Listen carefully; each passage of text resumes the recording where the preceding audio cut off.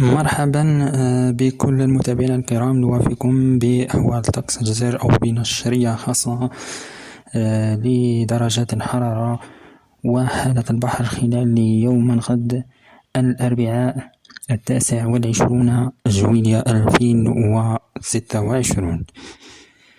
إذن حيث نتوقع درجة الحرارة دائما تبقى فصلية إن شاء الله على جل المناطق الشمالية بإذن الله، ما بين تتراوح إن شاء الله ما بين 29 حتى 35 درجة.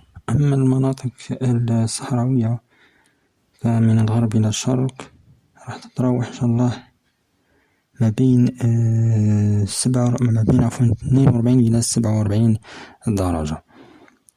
حالة البحر يبقى قليل الاضطراب على جل السواحل الجزائرية بإذن الله، يعني كما كنا من قبل سيستقر إن شاء الله بداية من يوم الخميس بإذن الله والجمعة. إذن في النهاية يبقى العلم لله وحده، والسلام عليكم ورحمة الله وبركاته.